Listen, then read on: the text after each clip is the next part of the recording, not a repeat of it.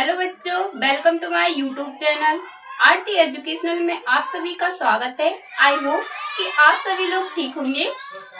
तो जो मैथ का चैप्टर है, मैथ का आज हम पढ़ने वाले हैं नया चैप्टर। तो नए चैप्टर का नाम है घन एंड घनमूल। इसमें हम पढ़ेंगे कि घन किसे कहते हैं, घन कैसे निकाले जाते हैं और घनमूल किसे कहते हैं और घनमूल कैसे निकाले जाते हैं।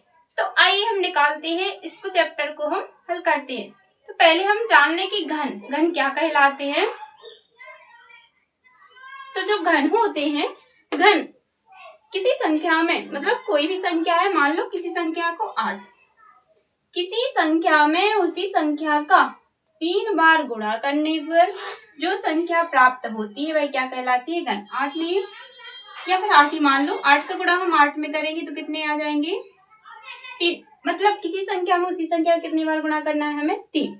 तो 8 अठेंगे 64, 64 का 8 में करेंगे तो कितने आ जाएंगे, यहाँ है 64, 64 के 8 में करेंगे, 8 चौके 32, 5 3, 6 8 48, 51। मतलब जो 8 का घन निकल के आया वह हमारे पास कितना आ गया, 512। तो किसी संख्या का उसी संख्या में 3 बार गुणा करने पर जो भी संख्या प्राप्त होती है वह उसका क्या कहलाता है, घन। क्लियर है कि घन के, जैसे हम 2 का निकालें तो 2 गुणित गए 2 गुणित गए 2, ऐसा नहीं करना कि 2 दूनी 4 और 2 3 6, ऐसा बिल्कुल भी नहीं करना, इससे गलत हो जाएगा। हम करेंगे 2 दूनी 4 और यहाँ कितना है 4, 4 का 2 में कर देंगे 4 दूनी 8। तो 2 का जो घन निकल के आएगा भाई कितना आया, 8।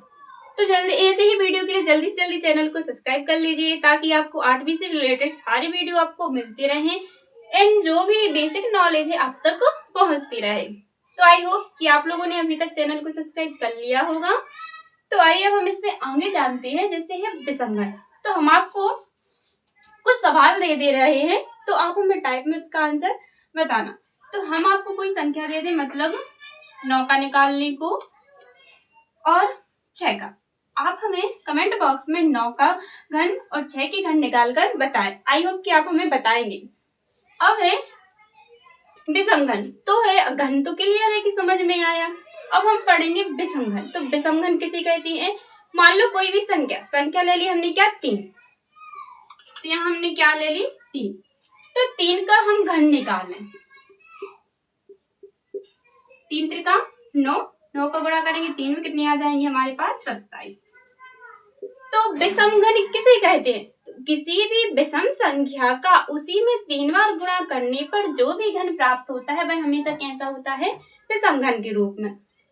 तो आप समझ गए हो, जैसे हम निकाले 5 का, 5 25 और 25 पंचे 125। तो ये भी विषम संख्या है और ये भी विषम संख्या, तो ये कहलाते हैं विषम घन। यानी विषम संख्या का अगर हम विषम संख्या में घन निकालें तो घन हमें कैसा प्राप्त होगा, हमेशा विषम। अब समघन। तो समघन है, समघन में जैसे हम मान ले 2 सम संख्या है, 2 का वर्ग निकालें, 2 दूनी 4, 4 दूनी 8, 4 का निकालें, 4 चौके 16, 16 चौके 64। तो इसमें है जब हम सम संख्या का कोई भी घन निकालेंगे तो हमें हमेशा घन कैसा निकलेगा, सम संख्या वाला घन निकल के आएगा। तो इतना तो क्लियर है कि विषम घन विषम संख्या में आता है और जो समघन आता है वह सम संख्या में आता है। तो इसमें हम एक चीज और समझ लें कि ऋणात्मक घन और धनात्मक घन, जो हम घन निकालते हैं 2 रूप में आते हैं, एक तो ऋणात्मक घन और धनात्मक घन। हमें संख्याएं दी रही थी, जैसे ऋण के 5 दिए हैं, हमें ऋण के 5 का घन निकालना है, तो आंसर है जो आंसर किस रूप में आएगा, तो हमें ये देखना है। तो ऋण 5 का घन निकालेंगे हम, यहाँ हम लिख लेंगे ऋण के 5 एक कोष्टक में, यहाँ गुणा आ जाएगा, ऋण के 5 यहाँ गुणित गए, यहाँ भी आ जाएगा ऋण के 5। क्लियर, यहाँ पर 3 की घात थी, हमने 3 बार गुणा में लिख दिया, इतना तो क्लियर है। अब 5 25, तो ऋण और ऋण क्या हो जाता है, धन। तो 25 25 पंचे 125। तो हमारे पास जो घन निकल के आया वह कितना आ गया, 125। लेकिन अब हमें चिन्ह देखना है, तो ऋण और ऋण क्या हो जाता है, धन, और धन और ऋण क्या हो जाता है, ऋण। तो हमारे पास वर्ग तो घन निकल के आया 125, लेकिन किसका आएगा, माइनस का। तो जो हमारा ऋणात्मक घन निकल के आया वह 125। इतना क्लियर। अब हम निकाले धनात्मक घन, जैसे हम मान लें 4 या मतलब 4 पे लिख लो 3 बीघा, तो 4 को हम 3 बार गुणा में लिखें तो 4 चौके 16 और 16 चौके 64। तो यहाँ पर कोई ऋणात्मक चिन्ह नहीं है, धनात्मक थे, तो हमारे पास आंसर निकल के कितना आया, धनात्मक में मतलब 16।